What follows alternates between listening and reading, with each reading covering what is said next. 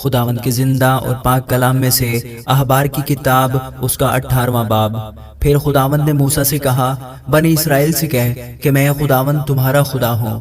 تم ملک مصر کے سے کام جس میں تم رہتے تھے نہ کرنا، اور ملک کنعان کے سے کام بھی جہاں میں تمہیں لیے جاتا ہوں نہ کرنا، اور نہ ان کی رسموں پر چلنا۔ تم میرے حکموں پر عمل کرنا اور میرے آئین کو مان کر ان پر چلنا، میں خداوند تمہارا خدا ہوں۔ سو تم میرے آئین اور احکام ماننا، جن پر اگر کوئی عمل کرے تو وہ انہی کی بدولت جیتا رہے گا۔ میں خداوند ہوں۔ تم میں سے کوئی اپنے کسی قریبی رشتہ دار کے پاس اس کے بدن کو بے پردہ کرنے کے لیے نہ جائے، میں خداوند ہوں۔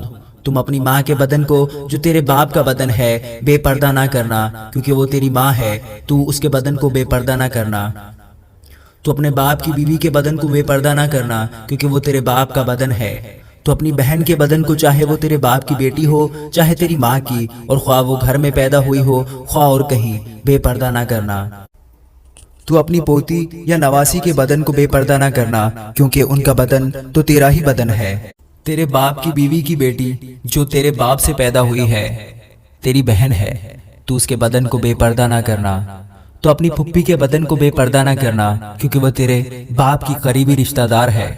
تو اپنی خالہ کے بدن کو بے پردہ نہ کرنا، کیونکہ وہ تیری ماں کی قریبی رشتہ دار ہے۔ تو اپنے باپ کے بھائی کے بدن کو بے پردہ نہ کرنا، یعنی اس کی بیوی کے پاس نہ جانا، وہ تیری چچی ہے۔ تو اپنی بہو کے بدن کو بے پردہ نہ کرنا، کیونکہ وہ تیرے بیٹے کی بیوی ہے، سو تو اس کے بدن کو بے پردہ نہ کرنا۔ تو اپنی بھاوج کے بدن کو بے پردہ نہ کرنا، کیونکہ وہ تیرے بھائی کا بدن ہے۔ تو کسی عورت اور اس کی بیٹی دونوں کے بدن کو بے پردہ نہ کرنا، اور نہ تو اس عورت کی پوتی یا نواسی سے بیاہ کر کے ان میں سے کسی کے بدن کو بے پردہ کرنا، کیونکہ وہ دونوں اس عورت کی قریبی رشتہ دار ہیں، یہ بڑی خباثت ہے۔ تو اپنی سالی سے بیاہ کر کے اسے اپنی بیوی کی سوکن نہ بنانا کہ دوسری کے جیتے جی اس کے بدن کو بھی بے پردہ کرے۔ اور تو عورت کے پاس جب تک وہ حیض کے سبب سے ناپاک ہے اس کے بدن کو بے پردہ کرنے کے لیے نہ جانا۔ اور تو اپنے کو نجس کرنے کے لیے اپنے ہمسائے کی بیوی سے صحبت نہ کرنا۔ تو اپنی اولاد میں سے کسی کو مولک کی خاطر آگ میں سے گزارنے کے لیے نہ دینا، اور نہ اپنے خدا کے نام کو ناپاک ٹھہرانا، میں خداوند ہوں۔ تو مرد کے ساتھ صحبت نہ کرنا جیسے عورت سے کرتا ہے، یہ نہایت مکروہ کام ہے۔ تو اپنے کو نجس کرنے کے لیے کسی جانور سے صحبت نہ کرنا، اور نہ کوئی عورت کسی جانور سے ہم صحبت ہونے کے لیے اس کے آگے کھڑی ہو، کیونکہ یہ اوندھی بات ہے۔ تم ان کاموں میں سے کسی میں پھنس کر آلودہ نہ ہو جانا، کیونکہ جن قوموں کو میں تمہارے آگے سے نکالتا ہوں وہ ان سب کاموں کے سبب سے آلودہ ہیں، اور ان کا ملک بھی آلودہ ہو گیا ہے۔